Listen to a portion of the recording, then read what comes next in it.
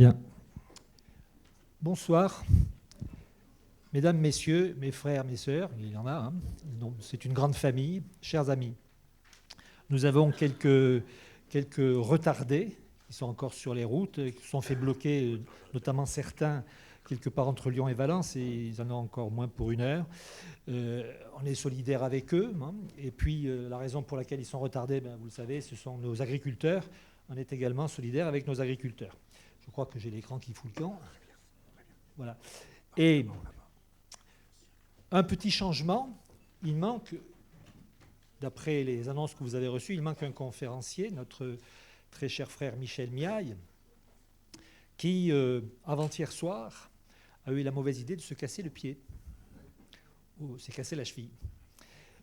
En glissant sur une déjection canine, par exemple, dans une rue en pente de Montpellier. Bon. Il a été opéré, donc tout va bien. Tout va bien. Il m'a téléphoné un petit peu après, avant-hier soir, mais ça nous a amené à changer un peu le format de cette conférence, bien sûr, et notamment ma présentation et puis celle de ces messieurs, nos conférenciers. Alors, j'ai un petit peu de papier. Je vous sens inquiet, là. Non, je vous rassure, il n'y a que 8 pages. Hein, c'est pas... bon. Et puis, une petite présentation. Il y a peut-être une difficulté de lecture dans certains cas. Je vous lirai ce qui n'est pas lisible de loin, et puis vous me croirez sur parole, je pense. Alors, ici, si je vais retrouver... Voilà. Donc, allons-y.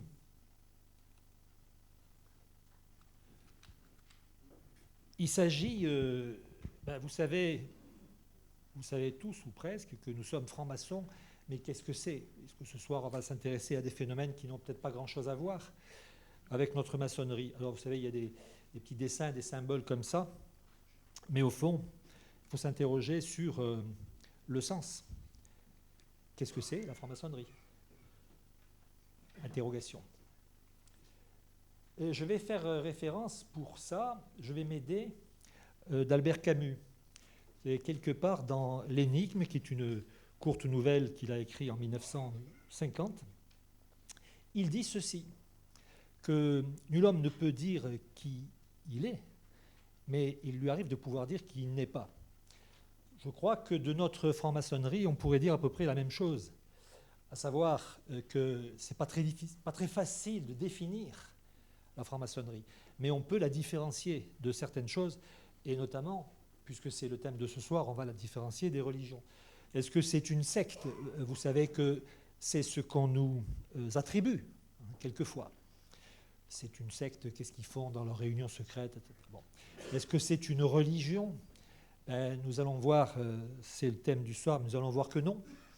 Y compris cette expression qu'on entend parfois, une religion sans Dieu. Non, ce n'est pas une religion du tout, et nous allons en parler, voir pourquoi. Est-ce que c'est un club ou un réseau, simplement de relations ou d'influence ? On nous l'attribue aussi beaucoup, vous le savez. Eh bien, nous allons un petit peu nous en défendre. Et j'ai listé pour vous une série de questions qu'on peut se poser pour faire une comparaison entre la maçonnerie et éventuellement ces trois types de paradigmes, secte, religion, club, réseau. Et en répondant à ces questions, on va s'apercevoir que les réponses sont différenciées. On vous incite ou on vous invite à venir, dans certains cas. Dans une secte, oui, c'est sûr, c'est évident, même avec une certaine insistance. Dans une religion, oui, c'est aussi le but. Et dans un club ou un réseau, éventuellement, oui, suivant certains critères. En maçonnerie aussi. Est-ce que vous faites acte de candidature ? Vous pardonnerez le néologisme, vous candidatez. Bon, mais oui, bien sûr, pour une secte, c'est possible. En général, on va vous chercher. Pour une religion, c'est possible aussi, pas systématique.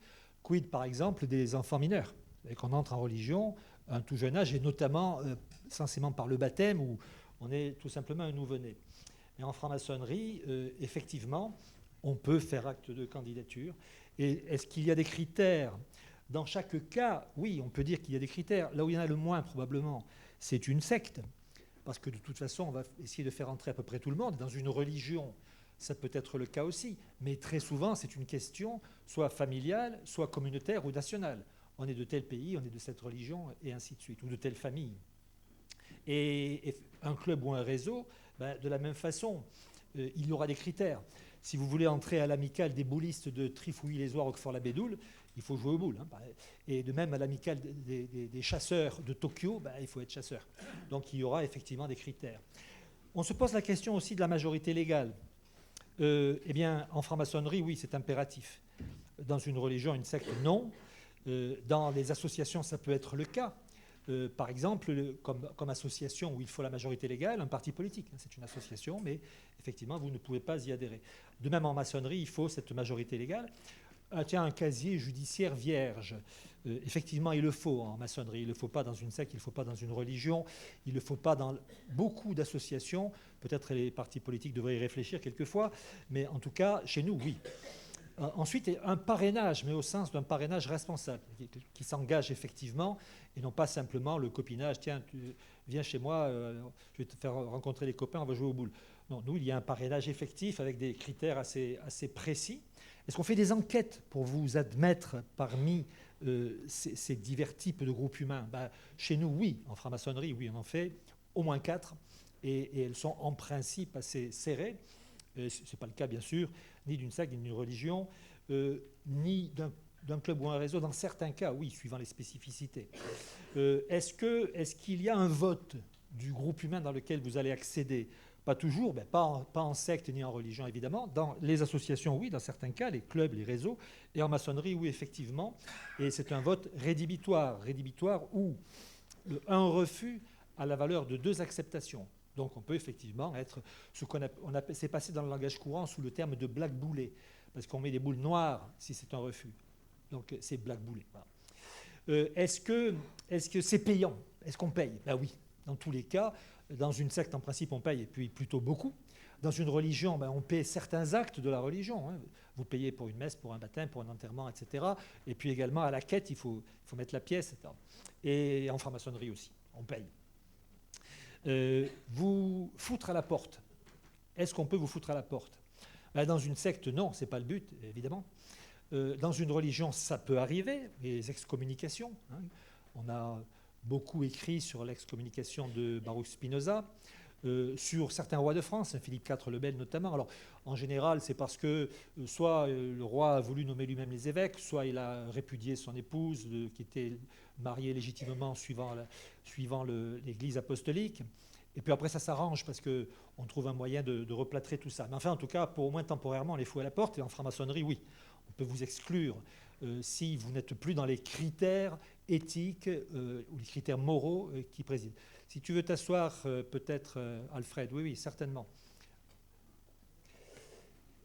Et puis le secret. Le secret. Évidemment, ce qui se passe au sein d'une secte est secret, et soigneusement dissimulé. Dans une religion, non. En principe, justement, c'est une certaine ouverture. C'est exotérique, c'est ouvert à la connaissance du public. Et comme très souvent, c'est aussi l'appartenance à une famille, une nation, qui se décline avec l'appartenance religieuse, il n'y a aucune raison du secret. Dans certaines associations, oui. Si c'est d'ordre, par exemple, judiciaire, militaire ou autre, il peut y avoir une discrétion. Et en franc-maçonnerie, oui. On a beaucoup glosé sur le secret des francs-maçons, et évidemment, ça a fait couler beaucoup d'encre et beaucoup de critiques.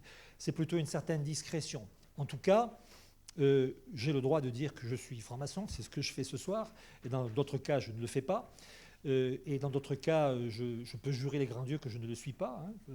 On va me poser des questions. Vous savez, nous avons des questions pour nous reconnaître. Ben, je vais faire comme si je ne comprenais pas. En revanche, la seule chose qui nous est interdite, effectivement, c'est de dévoiler l'appartenance de quelqu'un d'autre, un de nos frères, une de nos sœurs, sauf si la personne en question elle-même souhaite qu'on dévoile son appartenance. Donc il y a ce secret, au moins cette discrétion. Et l'obligation, est-ce qu'on a une obligation de rester, voire une contrainte, une sorte de captivité? Bon, dans une secte, oui, c'est évident. Dans une religion, par voie de conséquence, on parlait de l'excommunication, on peut considérer qu'elle peut être très pénalisante et que ça peut obliger à rester ou à faire en sorte de ne pas être excommunié. Ça peut être le cas aussi dans une association, suivant les critères, effectivement.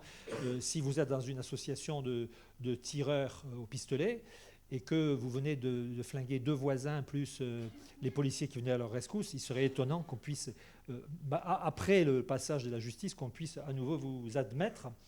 Et quant à chez nous, bien non. La porte n'est pas toujours facile à ouvrir. L'expression que nous avons, c'est frapper à la porte du temple. En revanche, elle est ouverte. Celui ou celle qui veut s'en écarter, eh bien, soit. Est-ce qu'il y a des rituels? Oui. Alors, bien évidemment, dans une secte, on le sait, dans une religion, ça fait partie je dirais, du culte et du décorum. Dans une association autre, un club, un réseau, ça peut arriver. Par exemple, je ne sais pas, la confrérie Jean-Nicot. La confrérie Jean-Nicot, ce sont des fumeurs de cigares qui se réunissent. On privatise un restaurant, etc. Puis le thème de ce soir, c'est le Monte Cristo numéro 2. Tout le monde fume le Monte Cristo numéro 2. Et on a une sorte de sautoir, un peu comme celui des francs-maçons. Donc ça pour les symboles et les décors. Est-ce que c'est pour tout le monde? La secte, oui. Ils essaieront par tous les moyens de faire en sorte que tout le monde puisse y rentrer et ne plus en sortir. Et la religion, par définition, oui. Sauf dans certains cas de restriction. On sait que, par exemple, dans le judaïsme, il y a certains critères.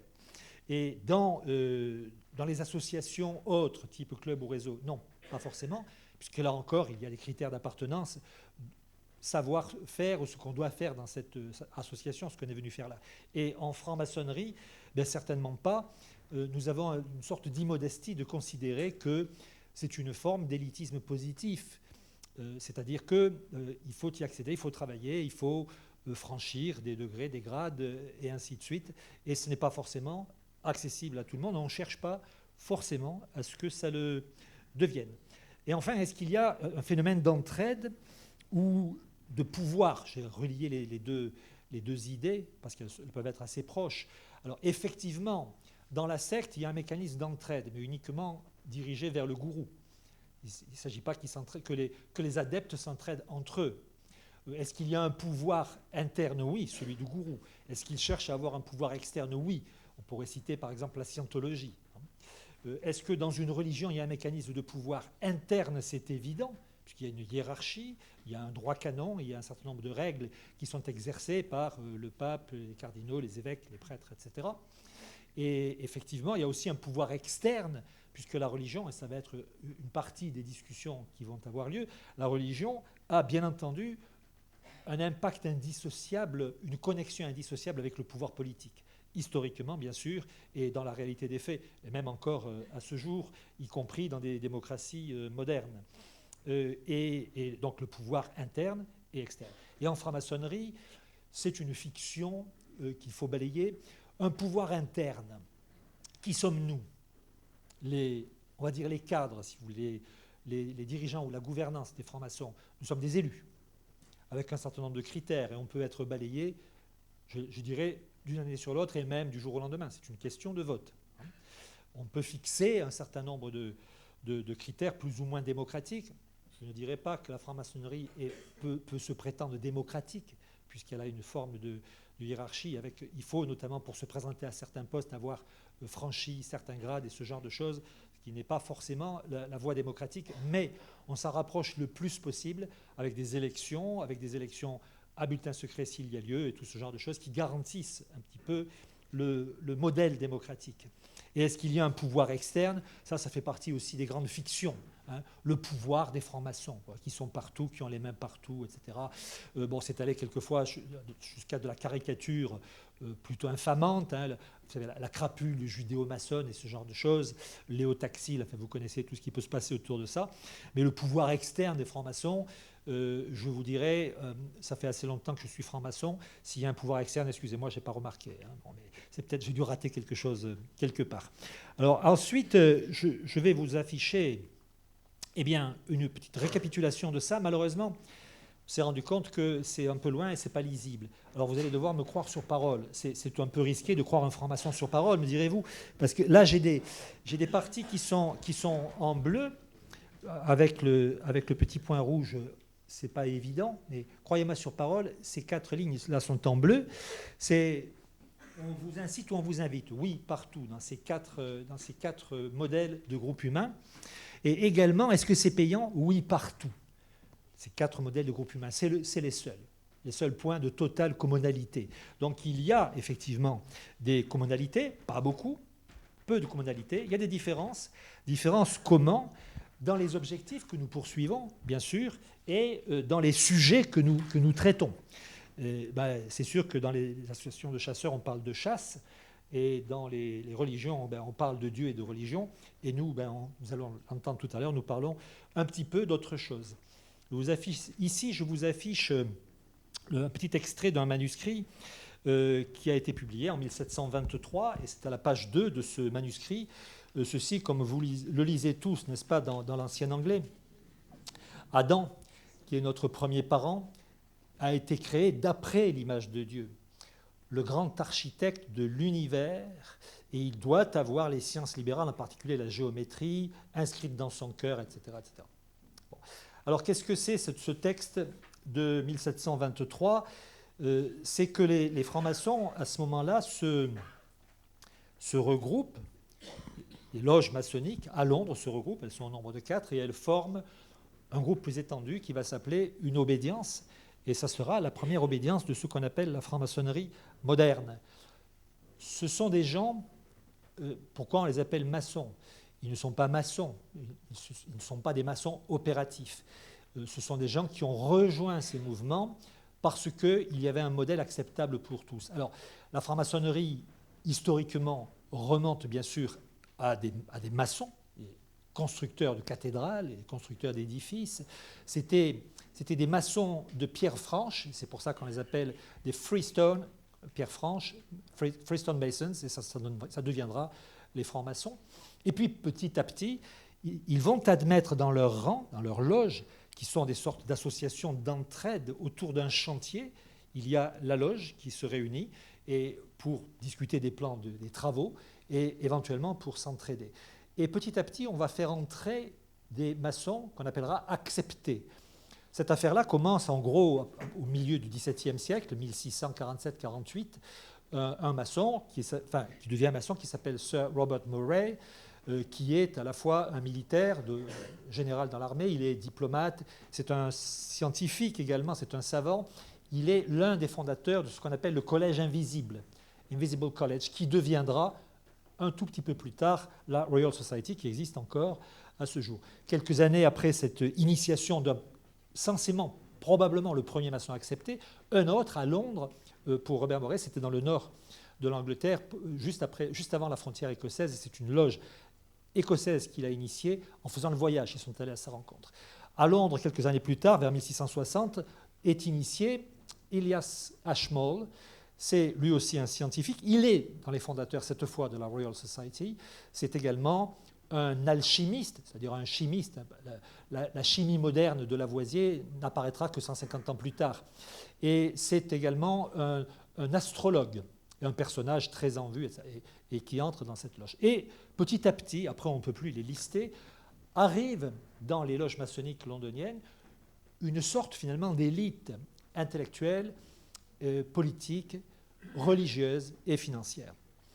Ce sont des commerçants du port de Londres, ce sont des banquiers, ce sont des tenants du pouvoir.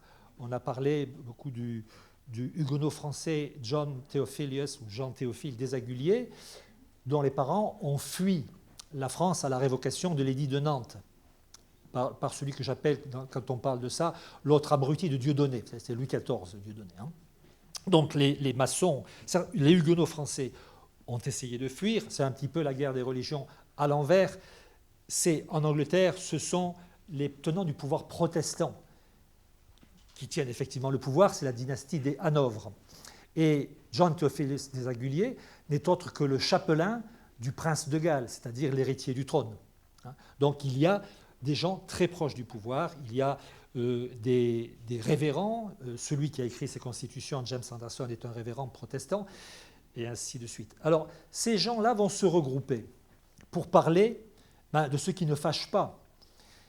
Ils vont parler éventuellement de spiritualité, bien entendu, de la société, de diverses choses, et de religion, comme nous ce soir, sur un plan qui n'a pas à voir avec le prosélytisme, quelconque forme de pratique de culte ou de comparaison entre les cultes, à tel point que dans ces loges qui se réunissent à Londres à partir de 1723, dans cette nouvelle obédience, on trouve à peu près tous les cultes qu'on peut imaginer. Et à Londres, qui est le grand port de Londres, évidemment, il y en a beaucoup. Il y a bien évidemment les protestants dans toutes les désinences des cultes protestants, qui sont nombreuses, notamment l'Église anglicane. Il ne faut pas oublier que le roi, c'est encore le cas aujourd'hui, est également le commandeur de l'Église. C'est le chef de l'Église anglicane. Il y a des catholiques, les Stuarts, l'environnement des Stuarts, ils ont été 54 à être refoulés de tout poste de pouvoir à la prise de pouvoir des Hanovres. Ils ne sont pas tous partis se réfugier à Saint-Germain-en-Laye avec Jacques II Stuart, à l'appel de Louis XIV et son cousin Germain. C'est comme ça que beaucoup, autour de la cour des Stuarts, se sont retrouvés à Saint-Germain-en-Laye. Mais enfin, il en reste encore à Londres, et puis il y a des juifs dans ces loges, et des agnostiques, des athées. Il y a même des druides, puisque le Druid Order s'est refondé dans les mêmes lieux 6 mois plus tard. Et il y a des agnostiques, il y a toutes sortes de déclinaisons, éventuellement des musulmans. Ce n'est pas tracé, mais c'est complètement possible. Si vous reprenez Shakespeare, Le Marchand de Venise, bon, c'est à peu près 100 ans plus tôt, c'est le début du XVIIe siècle, mais le Marchand de Venise, le port de Venise et cette intrigue autour du musulman, du juif, des chrétiens, des commerçants et autres, et des banquiers et pas des banquiers, c'est une métaphore de ce qui se passe autour du port de Londres, de la place financière de Londres.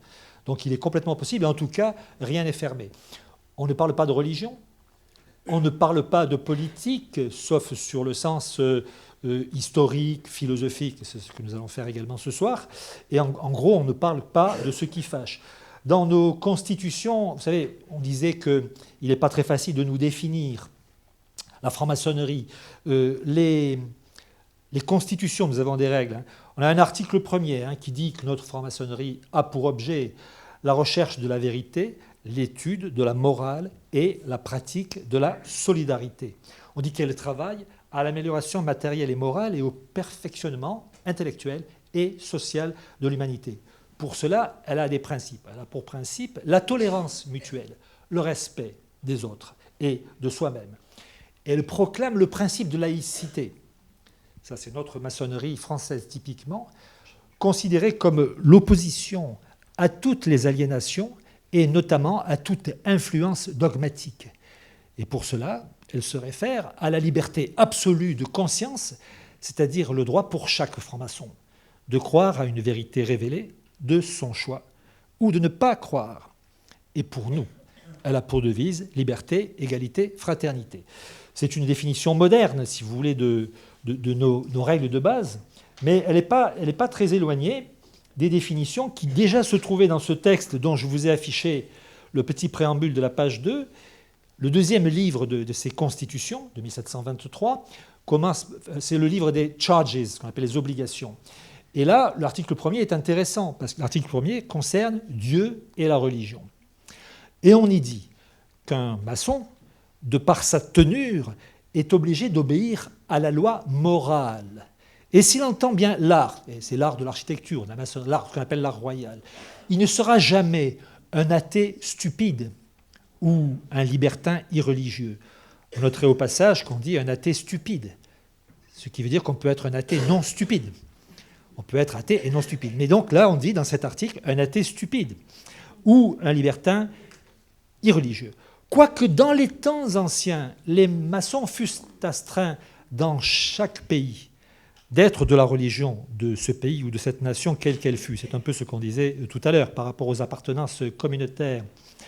On juge aujourd'hui plus expédient de ne les contraindre qu'à cette seule religion sur laquelle tous les hommes s'accordent, laissant à chacun son opinion particulière. Bon. C'est-à-dire être des hommes bons et loyaux et hommes d'honneur et d'honnêteté. Vous avez entendu qu'on dit homme, homme, homme. À l'époque, on ne parle éventuellement pas de mixité, pas forcément de mixité, ni en franc-maçonnerie, dans beaucoup d'autres conditions de la vie sociale et publique. Donc, homme d'honneur et d'honnêteté, quelles que soient les dénominations ou les croyances qui puissent les distinguer. Ainsi, la franc-maçonnerie devient le centre de l'union et le moyen de nouer une véritable amitié entre des personnes, et là, on ne dit pas entre des hommes, entre des personnes qui, sinon, se fussent restées éternellement étrangères. C'est le texte de 1723. Est-ce que dire entre des personnes, ce n'est pas déjà un petit clin d'œil à la mixité en franc-maçonnerie? Savoir, hein. Pourquoi pas? Pourquoi pas? On peut tout imaginer. Donc voilà à peu près, rapidement tracé, quelques éléments de nos origines. Et le grand architecte de l'univers que nous entendions évoquer tout à l'heure, ben voilà à quoi ça ressemble. Ça, c'est un frontispice d'une œuvre, je ne sais plus le nom, mais c'est William Blake, ce peintre qui a créé cette petite œuvre. C'est un tout petit frontispice de 35-40 cm. Il est au musée... Il est au British Museum, mais il y en a un certain nombre d'autres dans divers musées en Angleterre et en Écosse. Et nous l'avons, j'allais dire, un peu amélioré pour le rendre plus moderne et l'inscrire dans un contexte de l'univers des astrophysiciens tel que nous le connaissons aujourd'hui, avec les diverses photos disponibles par les grands télescopes modernes. Alors, grand architecte de l'univers, qui est Dieu ou qui n'est pas Dieu? Il s'agit de savoir qu'est-ce que c'est. C'est acceptable, c'est un dénominateur commun pour tous ces gens dont nous parlions tout à l'heure. Parce que ça n'exclut personne, et donc c'est une idée, un paradigme de spiritualité, mais universel. Ce qui est peut-être étonnant, c'est qu'on parle de grand architecte à cette époque-là, qui est le début du XVIIIe siècle, parce que ce n'est pas trop la mode.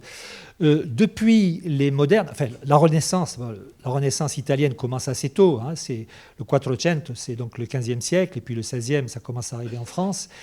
La mode, c'est plutôt à la science, au scientisme.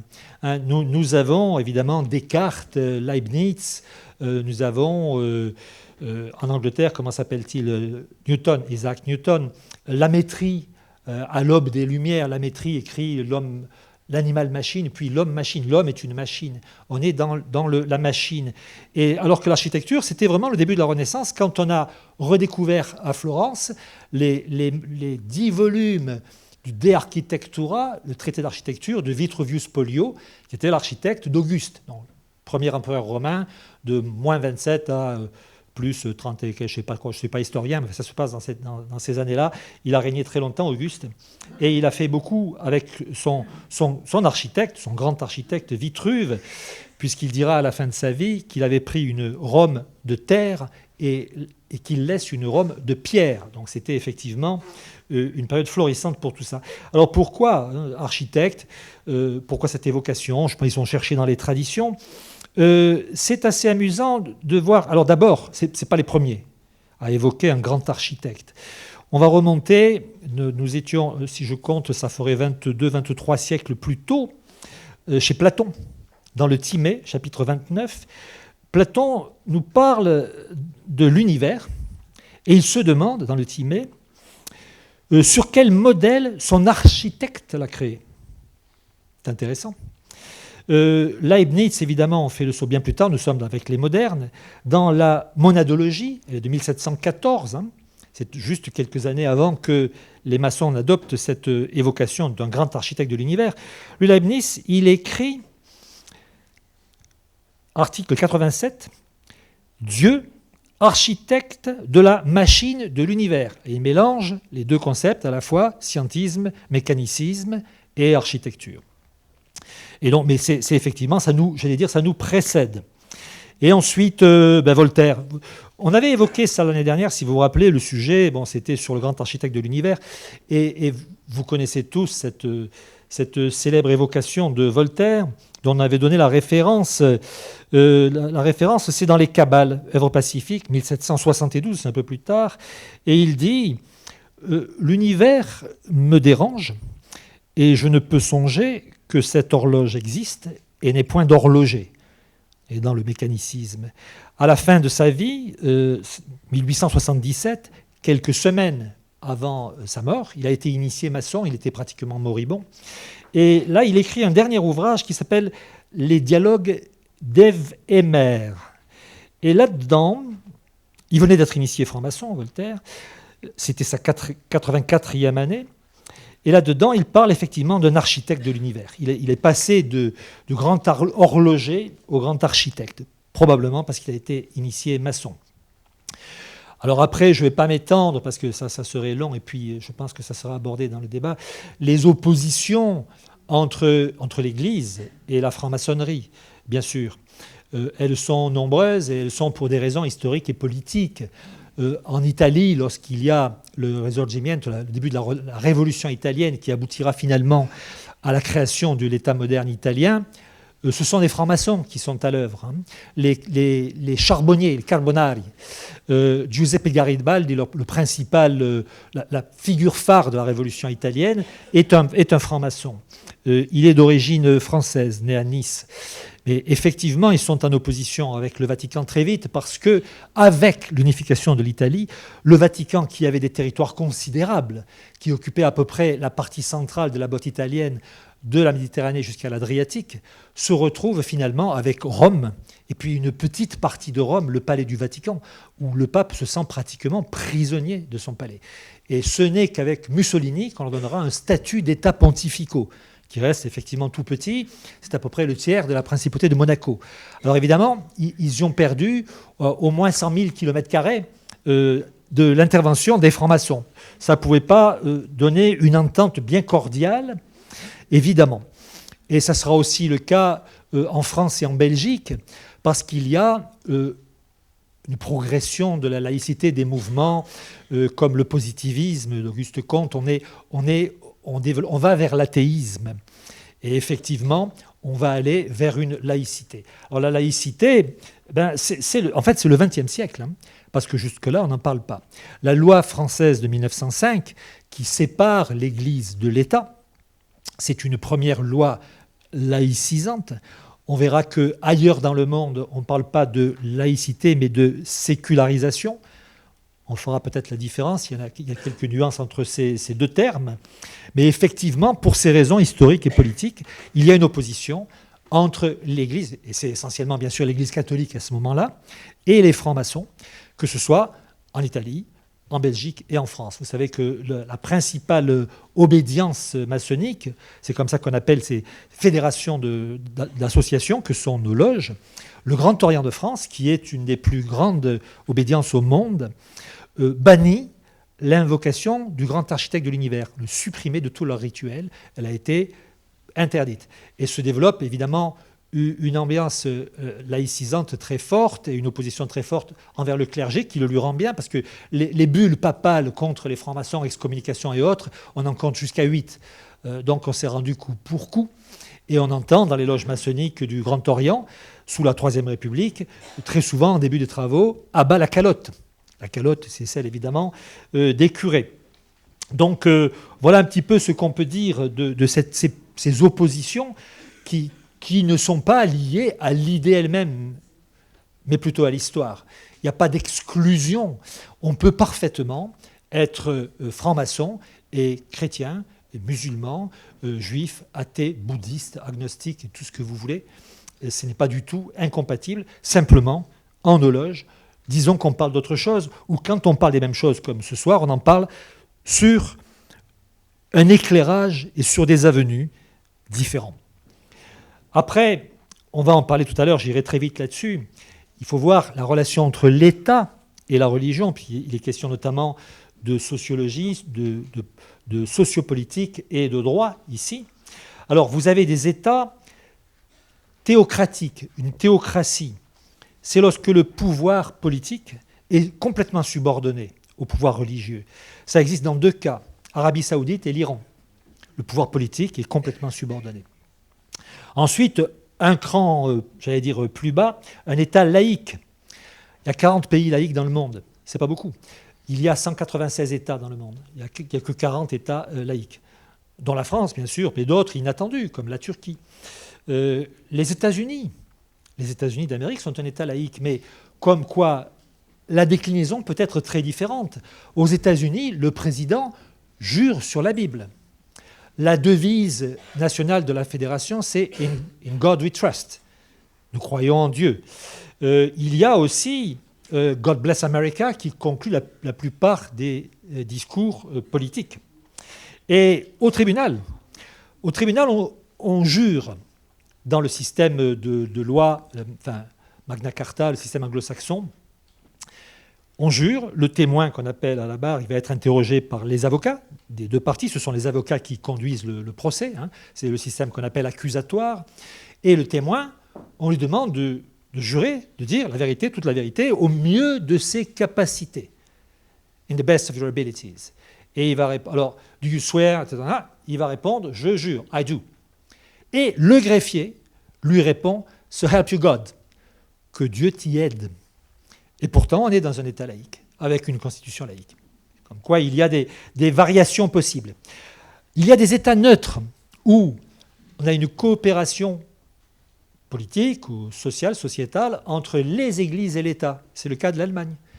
Le pouvoir politique en Allemagne aide, y compris financièrement, les églises, et structurellement. Donc c'est tout à fait possible. Il y a des États athées, ça bien entendu. On va citer évidemment la Chine, la Corée du Nord, le Vietnam, sous l'influence, dans ces cas-là, dans les cas d'un athéisme agressif, puisqu'il persécute les religions, c'est sous l'influence du communisme, dans chacun des trois cas que je vous ai cités. Nous parlerons bien sûr tout à l'heure de liberté religieuse. Alors, vous savez, il y a la question, il y a une petite nuance quand même, liberté de pensée, liberté de conscience, liberté de religion. Nous avons dit tout à l'heure dans notre article premier, la liberté absolue de conscience, c'est-à-dire le droit pour chaque franc-maçon de croire une vérité révélée de son choix ou de ne pas croire. En fait, la liberté de penser, premier terme du petit triptyque, c'est pas nécessairement la pensée religieuse, ça peut être aussi la pensée philosophique et politique, alors que quand on parle de liberté de conscience, on parle effectivement de savoir si on choisit soi-même sa religion, si on peut y adhérer, la quitter, etc. C'est la liberté absolue de conscience, ou de ne pas avoir de religion, avoir ou ne pas avoir de religion. Et quant à la liberté de religion, on pourrait l'appeler, puisque la différence que font les sociologues entre religion et le culte, c'est la pratique de la religion, dans la vie de tous les jours, dans la cité. Et dans la liberté de religion, c'est la liberté de culte, la liberté de pratiquer, d'exposer sa religion. C'est effectivement dans des grands textes comme l'article 9 de la Convention européenne des droits de l'homme, qui garantit ces libertés à la fois de pensée, de conscience et de religion. C'est aussi la charte des droits fondamentaux de l'Union européenne. C'est l'article 10 qui définit la liberté de pensée, de conscience et de religion. On peut faire un certain nombre de choses. La France, vous le savez, a interdit la manifestation des signes de culte sur la voie publique relativement récemment. Par exemple, mais est-ce que c'est vraiment un phénomène dirigé contre telle ou telle religion ? Il est interdit en France de porter sur la voie publique le voile intégral, burqa ou niqab. C'est interdit. Et c'est interdit parce qu'il y a un autre texte constitutionnel, il est interdit de masquer son visage sur la voie publique, pour des raisons de sécurité. Parce qu'il y a la surveillance, les caméras, il y a les effectifs des forces de l'ordre, la police qui circulent et qui doit pouvoir vous reconnaître. C'est ainsi qu'on n'a même pas le droit de fumer les glaces de sa voiture, vous le savez. Alors évidemment, en arborant la burqa, vous n'allez pas pouvoir aller sur la voie publique ou peut-être pas entrer à la banque. Mais essayez d'entrer à la banque avec un casque de motard et visière fermée. Je ne crois pas que vous ayez tellement plus de succès. Donc il y a des cas. Alors le casque, justement, le casque de motard avec la visière fermée, c'est une exception parce que le code de la route le prévoit pour des raisons de sécurité. Mais dès l'instant que le motard est à pied, qu'il a rangé sa moto, il a l'obligation d'enlever son casque. On ne le sait pas toujours, mais c'est ainsi. Donc on ne peut pas forcément imaginer que interdire la burqa sur la voie publique est une manifestation anti-religieuse ou éventuellement anti-islamique. La laïcité à la française, on en parlera certainement tout à l'heure. Elle est effectivement complexe. Elle a des bizarreries parfois, parce qu'on ne sort pas. Vous savez, la France a commencé à être un État prônant une religion d'État avant de devenir laïque. Ça a commencé avec Clovis et ça a fini avec la loi de 1905. Il se passe 14 siècles. On ne les balaye pas comme ça. Il m'est arrivé, alors dans ma scolarité, pour être anecdotique, moi je me suis tapé les curés, vous voyez, pendant assez longtemps, le pensionnat, voilà. C'était comme ça, pour des raisons familiales et puis de travail et autres. Et puis 2 années, au lycée de la République, juste après mai 68, j'étais fort surpris de voir qu'il y avait un aumônier. Il Il y avait un aumônier dans le lycée public, un aumônier catholique. Mais il n'y avait pas de pasteur, il n'y avait pas de rabbin, il n'y avait pas de moufti, il n'y avait pas de bonze. Il y avait juste un aumônier catholique. Et c'est la laïcité. De même, le service militaire, dans les régiments, il y avait un aumônier. Même chose. Il y avait un aumônier catholique et c'est tout. Donc vous voyez, il y a des bizarreries comme ça, mais on ne réforme pas facilement toute une histoire. L'histoire de la France, bien sûr, est imprégnée de la culture et l'exercice du pouvoir même catholique. Ça va quelquefois à l'excès quand on essaie de pousser la laïcité jusqu'au laïcardisme à fond. Par exemple, aller interdire en Provence de mettre la crèche dans le hall de la mairie, c'est juste stupide. Vous avez dans les mairies de Marseille, à Marseille, vous avez 70% de la population née catholique ou baptisée catholique ne sont plus pratiquants. Par contre, ils font la crèche chez eux parce que c'est joli et parce que c'est la tradition. Merci à vous.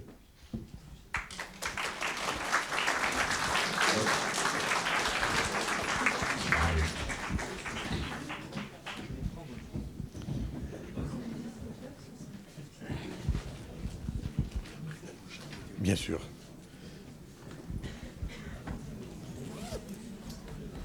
Si vous avez froid, vous pouvez, dans les derniers rangs, monter la température par rapport à... Vous avez chaud ? Alors tout va bien. D'accord. Droite pour monter, gauche pour descendre. Je lance le... Lancez-le, c'est très bien.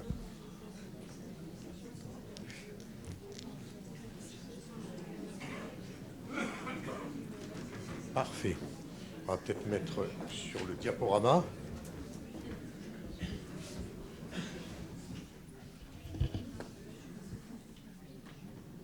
Voici. Merci, cher Éric Bon, de cette présentation. Je suis ravi de vous rencontrer tous et je vous remercie de l'honneur que vous nous faites à tous les trois, même si mon ami Michel Miaille n'est pas là, de nous avoir invités à parler devant vous. Je me présente rapidement. J'ai une formation d'historien, je suis agrégé d'histoire, j'ai une formation de médiéviste. Le Moyen-Âge était mon domaine, effectivement, de travail à l'université. Et puis, je me suis orienté vers l'administration, comme on dit. Mais en fait, ce n'est pas une administration de l'éducation nationale, puisque je suis devenu inspecteur d'académie, inspecteur pédagogique régional, et que j'ai terminé ma carrière comme doyen des corps d'inspection de l'Académie de Montpellier, de l'ensemble des corps d'inspection, premier, second degré, et également enseignement technique, et directeur de l'action pédagogique. Et dans ce cadre-là, j'ai en particulier beaucoup travaillé au moment où on a lancé en France l'enseignement du fait religieux dans les classes, beaucoup travaillé sur ces questions qui étaient proches de moi à cause de mon caractère de médiéviste. Et cela a fait que j'ai poursuivi, si je puis dire, un travail de réflexion et un travail d'enseignement, puisque bien qu'étant aujourd'hui à la retraite, à la fois dans un cadre associatif bien sûr, mais aussi à l'université de Nîmes, j'enseigne dans le cadre de diplômes universitaires sur la laïcité, l'histoire de la laïcité et l'histoire des religions. Donc c'est à ce titre-là, effectivement, que j'ai construit une compétence. Et alors vous avez posé d'excellentes questions sur la laïcité. Et Éric Bon, vous avez évoqué le mot de bizarrerie. Et alors il se trouve par hasard que aussi bien Philippe Portier, qui a une bibliographie magnifique, si je puis dire, et très importante, que Michel Miaille, qui est en train, puisqu'il a le pied cassé, de passer un mois sans pouvoir bouger et qui va réécrire un de ses livres sur la laïcité, et moi-même, qui ai eu l'occasion, à partir de mes cours, d'en écrire un, eh bien, nous avons la prétention, peut-être exagérée, d'essayer de clarifier un certain nombre, effectivement, de ces bizarreries, que ce soit les questions que vous avez évoquées dans les aumôneries, les crèches, effectivement, ou autres. Et nous pensons tous les trois que, en regardant précisément le droit, la jurisprudence, la manière dont réagissent effectivement les cours de justice, on peut dépasser un certain sentiment de confusion qui est né dans notre pays de la vigueur désordonnée du débat public sur ces questions-là. Je dirais que à la fois dans les médias, à la fois dans les syndicats, dans les groupes politiques, à la fois effectivement chez un certain nombre d'essayistes qui ont bien raison d'avoir des opinions sur la laïcité, mais qui présentent chacune de leur laïcité comme étant la laïcité, c'est hélas la confusion qui domine. Et effectivement, l'une des choses que je crois tous les trois nous devons faire d'une manière ou d'une autre, c'est de regarder les choses avec calme, avec simplicité, pour dire on doit pouvoir dépasser cela et essayer de sortir d'une confusion qui est sans doute dommageable au débat public lui-même et peut-être au-delà à notre pays. Mais c'est sur un sujet plus large que vous m'avez effectivement invité, voix et voix de la religion. Alors évidemment, 35 minutes sur un tel sujet, vous imaginez le vertige, si on imagine les rayons des bibliothèques entières couvertes d'ouvrages, j'allais dire pas depuis la nuit des temps, mais au moins depuis les apologètes chrétiens, c'est-à-dire depuis l'époque de l'Empire romain, sur ces questions. Je vais donc l'aborder d'une manière toute particulière avec 3 entrées. Et je vais prendre 3 couples. Un consul et un apologète, un président et son patriarche, un calife et son ouléma. Et à partir de ces 3 personnages, qui sont des prétextes, je vais essayer d'aborder une question, j'allais dire, d'histoire du temps présent, pensée comme la présence du temps, c'est-à-dire remontant effectivement assez loin, pour aborder la question politique que vous avez posée du rapport des religions, effectivement, et du pouvoir politique. Alors, s'il vous voulez bien, allons-y, ça marche. Cicéron, le consul, effectivement, que chacun d'entre vous connaît effectivement de nom et peut-être a eu l'occasion de lire, Cicéron, effectivement, avait, dans sa réflexion et dans un livre qui s'appelle « De la religion », défini la religion romaine. La religion, dit-il, je veux dire le culte des dieux. La religion, c'est le culte. Et la religion romaine, celle qui est caractérisée par la piété, un mot que les chrétiens emploient effectivement aussi, eh bien, c'est le culte. Et cela s'oppose d'ailleurs, dans l'esprit de Cicéron, à ce qu'il appelle la superstitio, la superstition. Et cette superstition, ce sont toutes les religions orientales que l'on connaît à Rome, Isis, Cybèle, la grande mère de Pessinonte, évidemment, etc., dans lesquelles les Romains se jettent avec délectation. Parce que ces religions, effectivement, offrent quelque chose que la religion romaine n'offre pas. Elles offrent l'affectivité, la sensibilité, l'émotion, les rituels fabuleux, effectivement, qui attirent effectivement les hommes dans, j'allais dire, leur cœur et non pas dans leur esprit.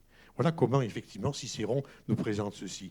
Et il est assez amusant, j'y pensais tout à l'heure, de songer qu'un personnage de notre époque, M. Régis Debray, parlant un jour à la radio, avait dit « Ah, la différence entre la spiritualité et la religion ?» On lui posait la question. Dit-il, la spiritualité, c'est simple. C'est la réflexion sur la mort. La religion, c'est les obsèques. Alors évidemment, c'était une formule magnifique d'un personnage qui sait très bien parler, mais il réduisait la religion un peu à ce que disait effectivement ainsi Cicéron, ce qui montre quelque chose de tout à fait original. L'autre, c'est Lactance. Alors il est beaucoup moins connu, bien sûr. Lactance est un apologète chrétien, c'est-à-dire qu'il défend la religion chrétienne. Et cet apologète, quand il parle de la religion, il dit que la religion est un lien de piété de l'individu à son Dieu. Et c'est pour ça qu'il dit que l'étymologie du mot religion, et il l'écrit, c'est religare, relier. Tandis que Cicéron disait, l'étymologie, c'est relegere, relire avec un sentiment de scrupule pour ne pas se tromper. Et effectivement, dans la religion romaine, il n'y a pas de révélation, il n'y a pas de texte, il n'y a même pas de morale. Les dieux, c'est des sortes de super-héros dangereux, qui d'ailleurs ont une morale pas meilleure que celle effectivement des hommes, et il faut se les concilier par le scrupule du culte. Il est indispensable, et ceci pour les politiques, aussi bien le père de famille dans la famille, avec son hôtel familial, que le magistrat dans la cité. On ne peut rien faire quand on est effectivement un magistrat romain si on n'a pas pris les auspices. C'est-à-dire si on n'a pas demandé aux dieux si on allait pouvoir agir. Comment on fait? Il y a de multiples manières, mais par exemple, avant une bataille, eh bien, on donne à manger dans les cages aux poulets sacrés. S'ils ne veulent pas manger, c'est que les dieux sont en désaccord, on ne livre pas la bataille. Et le long des rives du lac Trasimène, le consul Flaminius, qui veut se battre avec Hannibal, donne à manger aux poulets sacrés, il refuse, il jette les cages dans le lac en disant s'ils ne veulent pas manger, qu'ils boivent donc, et il perd la bataille, bien entendu, puisqu'il a marqué par là son impiété. Et vous voyez, comme ça, comment est pensée la religion romaine. Du côté du christianisme, c'est complètement différent. L'individu est dans un lien de piété avec Dieu, il se lie à l'homme. Le culte, ce n'est pas ça du tout qui est important, c'est cette relation. Et donc, ce qui était la superstition dans la religion romaine devient la religion dans la conception chrétienne. Et inversement, ce qui était religion dans la religion romaine devient la superstition, les idoles, les sacrifices que le monde chrétien va profondément, effectivement, critiquer. Alors, ceci a des conséquences. Parmi ces conséquences, c'est un changement de la question politique. Parce que le magistrat, effectivement, qui assure le culte, il le fait parce qu'il ne peut pas faire autrement. S'il ne le fait pas, il est dans l'impiété, effectivement des risques de rompre la paix, effectivement, avec les dieux. Mais la conception même de ce qu'est le chef politique change avec la nouvelle idéologie qui est présente. L'historien Georges Villet, qui a étudié cette question, qui est décédé depuis longtemps, qui n'avait pas eu le temps de publier sa thèse, mais que Paul Venn a remis à l'ordre du jour il y a un certain nombre d'années, expliquait la chose avec cette image-là. Comment est-ce qu'un consul, un tribun, un impérator s'imagine être, dans quel rôle se place-t-il en tant que chef politique? Eh bien, le peuple romain, c'est une meute qui avance sur le chemin de l'histoire. Et cette meute qui avance sur le chemin de l'histoire, elle a de tous les côtés du chemin, elle a des ennemis, des dangers. Et donc le chef politique, il est le chef de meute. Il doit la tenir, il doit l'entraîner, il doit l'endurcir. Voilà pourquoi on va mettre en place des jeux de gladiature. Et même si on sait que c'est monstrueux, même si tous les savants, tous les philosophes romains trouvent dégoûtants les jeux du cirque, on continue, parce que ça endurcit. Quand on change et qu'on devient chrétien, et qu'on a ce lien avec le Dieu, lequel est un créateur et est un père, le rôle du chef politique change.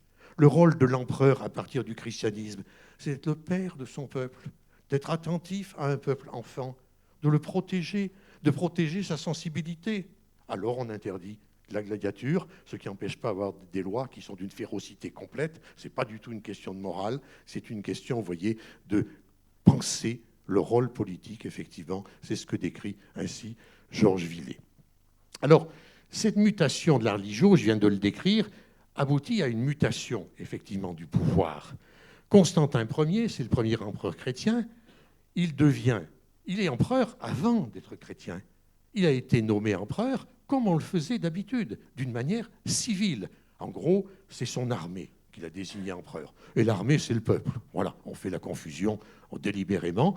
Sauf que quand il devient chrétien, les gens qui l'entourent, les chrétiens qui l'entourent, et qui investissent de leur idéologie, effectivement, l'Empire lui-même, ils vont lui donner un rôle. On va le déclarer iso-apostolos, comme les apôtres, évêque du dehors. C'est lui qui préside les conciles. Et pourquoi il préside les conciles? Parce qu'il y a intérêt. Il a une peur panique de voir l'Empire se disloquer dans des voies différentes. Et comme il y a des hérésies qui naissent un peu partout, surtout dans une nouvelle religion, il faut bien dire, le vrai, le dogme, c'est celui-là. Et donc il s'en charge. Le concile, on rassemble un concile œcuménique, tous les évêques et tous les archevêques, on va dire les métropolites effectivement de l'époque, ils disent le dogme, concile de Nicée, concile de Chalcédoine, et ensuite, celui qui est déviant, eh bien, il va être sanctionné. Et donc, vous avez une collusion de fait qui se crée ainsi entre le pouvoir et la religion. C'est ce que l'on appelle le modèle constantinien. Il y a donc une dimension théocratique. Il y a une dimension théocratique, mais qui fait que celui qui gouverne, celui qui a le pouvoir ultime, ça reste l'empereur civil. Alors, il y a une condition. On a une église qui obéit à l'empereur. On l'a vu avec les conciles. Mais il y a une condition qui apparaît dans un événement qui se passe en 390 dans le stade, l'hippodrome de Thessalonique. À l'époque, on a enlevé les gladiatures, donc on a trouvé quelque chose de plus soft, si vous me permettez cette expression-là. On a choisi les courses de chevaux. Et à Thessalonique, on adore cela. la ville de Salonique, effectivement, aujourd'hui. Et donc, dans cette ville, on adore ça. Et il y a notamment un des cochers qui, alors, est l'idole, comme nous, avec les sportifs tout à fait adorés, effectivement, à qui on donne des ballons d'or et d'autres. Lui, on lui donnerait volontiers des reines d'or si on le pouvait. Évidemment, il a un petit défaut, le garçon en question, il est homosexuel. Ce qui ne génère rien à Rome avant. À partir du christianisme, où la morale, elle devient, comment dirais-je, quelque chose d'autre que civil, mais religieuse, ça commence à gêner. Eh bien, il est arrêté, il est emprisonné. La foule se soulève. Il y a une émeute colossale, effectivement, pour défendre le sportif en question. Le gouverneur de Constantinople répond en envoyant la troupe, 7000 morts. Voilà. Alors évidemment, c'est beaucoup. C'est beaucoup. Et le grand archevêque de Milan, Ambroise, fulmine contre la décision et il décide d'excommunier l'empereur Théodose Ier. Et il le fait, voyez, sur cette question de la règle morale. Eh bien, Théodose Ier, il vient à composition. Il admet, il s'excuse. Et Ambroise, si j'ose dire, le rétablit dans la communion. Vous voyez le rapport, effectivement, entre les deux qui se sont créés. Il y a vraiment une hiérarchie, c'est l'empereur qui domine, mais à certaines limites, et notamment des limites morales. C'est ce qu'on appelle le modèle constantinien, primat de l'autorité politique sur du pouvoir civil, soumission de l'Église, mais exigence de respect de la morale portée par l'Église. Alors si vous regardez bien, tout ceci est toujours là d'une certaine manière, parce que Constantin, lui succèdent les empereurs byzantins qui sont exactement dans le même rapport. L'empereur byzantin, il domine le patriarche. Parfois même, il va chercher un de ses fonctionnaires, un de ses proches, qui n'est pas du tout un clerc, un ecclésiastique. On lui fait passer en 2 jours toutes les étapes pour en faire effectivement un ecclésiastique, et on le nomme patriarche, c'est la volonté effectivement de l'empereur. Sauf que, si jamais l'empereur va trop loin dans certains domaines, eh bien le patriarche, quel qu'il soit, se fâche. Quand l'empereur Léon VI se marie pour la 4e fois parce que ses 3 premières épouses ont disparu, c'est le scandale de la tétragamie. Le patriarche utilise la question pour marquer son territoire en disant « c'est interdit, il y a telle référence effectivement dans tel endroit, on l'empêche, c'est l'émeute effectivement, et l'empereur doit céder sur cette question morale ». Ça permettra à l'Église byzantine de survivre parfaitement sous le sultan turc, puisqu'elle a l'habitude de l'obéissance. Alors, sous le sultan turc, elle sera en plus pas du tout gênée par la question de la morale, puisque de toute façon, lui est musulman et il lui a délégué au patriarche byzantin, on va dire, au patriarche orthodoxe, le sultan turc a délégué la gestion des chrétiens de l'Empire ottoman. Et ceci pendant toute la période de l'Empire ottoman. Il a même un grade, ce patriarche, dans la hiérarchie à la cour du sultan. Il est pacha à 2 queues. Vous savez, devant le pacha, on promène une sorte de comme le tonkin de la Légion étrangère, auquel sont pendues des queues d'animal. Donc vous avez 1 queue, 2 queues, 3 queues, suivant l'importance effectivement que vous avez. Et puis, quand les tsars arrivent, puisque cette religion s'est étendue sur la région de la Russie, ça sera le même rapport. Et quand arrive Staline, alors là, l'athéisme total, brutal et violent, cette Église ne résiste jamais. Elle baisse la tête. Et quand arrive le président Vladimir Poutine, eh ben, ma foi, on se retrouve dans la même situation. Le patriarche Kirill, c'est un ancien membre du KGB, et ceux qui l'entourent le sont tous. Le président Poutine lui-même, on n'a jamais su qu'il ait jamais été vraiment très croyant quand il était officier du KGB à Dresde, ou quand il était l'homme de main du maire de Saint-Pétersbourg, négociant avec les mafias du port de Saint-Pétersbourg pour ramasser de l'argent et gagner les élections. Sauf que maintenant, il a la même situation que Constantin ou d'autres, comme l'idéologie qui soutenait le pays à l'époque soviétique a disparu, qu'elle s'est évaporée, il en faut une autre. Il en faut une autre pour créer effectivement un système qui permette de résister dans la logique politique qui est la sienne. Et donc, restauration effectivement de la présence de ce rapport, qui est un rapport d'obéissance. Un rapport d'obéissance et qui parfois peut gêner le patriarche. Dans l'Église orthodoxe, dans la théologie orthodoxe, la guerre est une mauvaise chose. Il n'y a pas de guerre juste. Et d'ailleurs, au début de la guerre d'Ukraine, le patriarche Kirill le dit. il se trompe, si j'ose dire. Il dit quelque chose qui est vrai depuis toujours. Et puis ensuite, il faut bien trouver une solution. Alors il cherche, puis il trouve. Et il trouve dans Saint Paul un petit passage qui dit qu'il y a quelque chose qui, grâce à l'Église, protège le monde de la venue de l'Antéchrist. Cette entité s'appelle le catéchone. Et Kirill, à ce moment-là, monte en chair, il dit « La Russie, c'est le catéchone.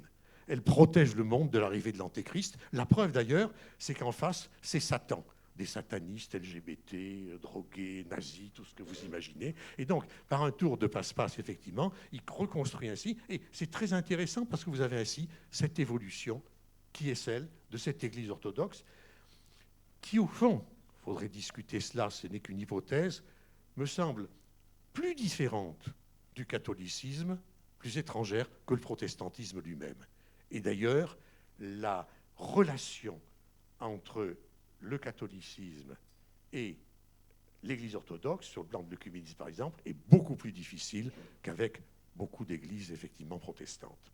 Alors, si on a ceci, c'est pour introduire l'idée que nous avons à avoir une grande divergence en Europe, entre l'Est et l'Ouest, sur ces questions. C'est une affaire de circonstances. Je vais passer relativement vite. Dans le domaine du modèle constantinien, qui est celui de l'empire de l'empereur Justinien au VIe siècle.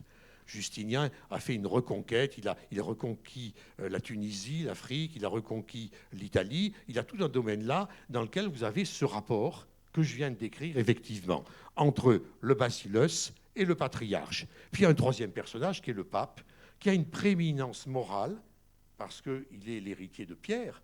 Et vous savez bien, tu es Pierre et sur cette pierre, etc., je bâtirai mon église. Mais il est dans la même relation vis-à-vis, effectivement, du bacillus. Il est dans la posture du modèle constantinien. Sauf que les secondes grandes invasions, celles du VIe et du VIIe siècle, réduisent l'Empire byzantin et font sortir Rome et le pape à la fois de la dépendance et de la domination. De la dépendance et de la protection, de l'Empire byzantin.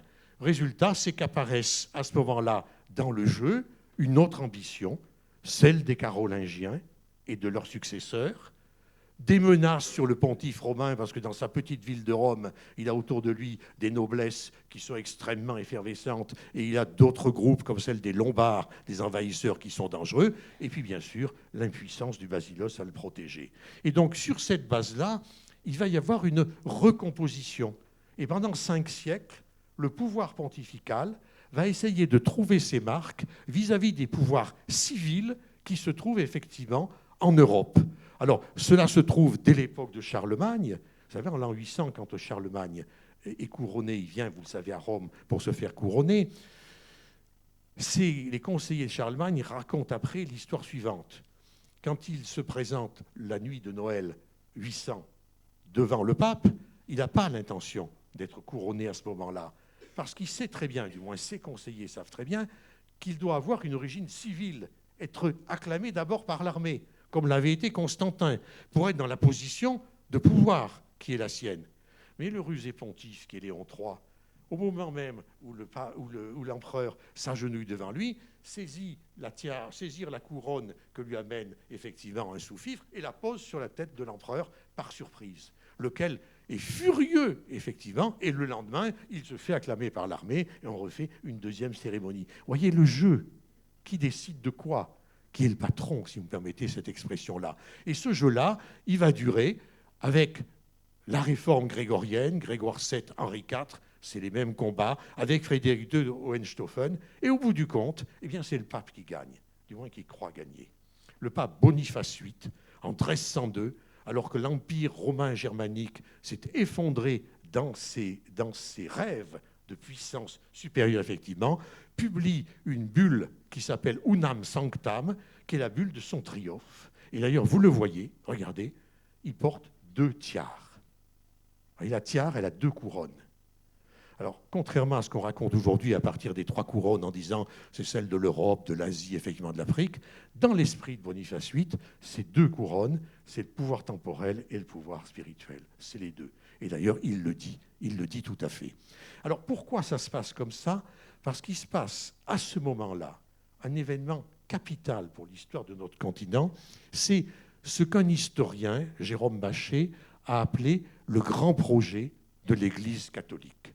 Ce grand projet a une dimension politique, les 2 glaives sont au pouvoir de l'Église, dit Boniface VIII, mais il est beaucoup plus large parce que ce grand projet, il a pour objectif de spiritualiser la société, spiritualiser le monde matériel. Jusque-là, le christianisme avait effleuré la société. Alors évidemment, il y avait les rites, il y avait le culte, il y avait les pouvoirs, tout ce que vous voulez, mais il l'avait effleuré.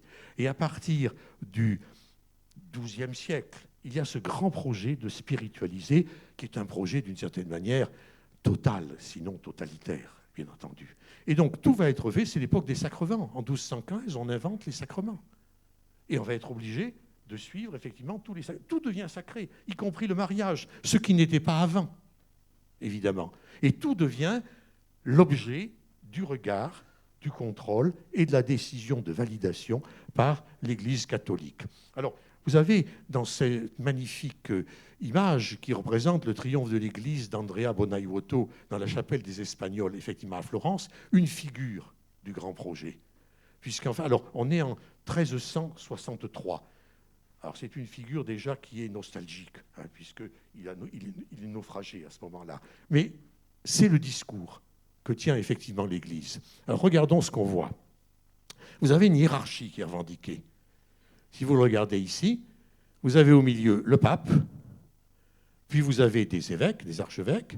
Ici, vous avez l'empereur, le roi de France, un autre roi, je ne sais pas lequel, et vous avez donc évidemment une hiérarchie qui est ainsi représentée, qui est évidente. Et puis vous avez un bestiaire qui est intéressant.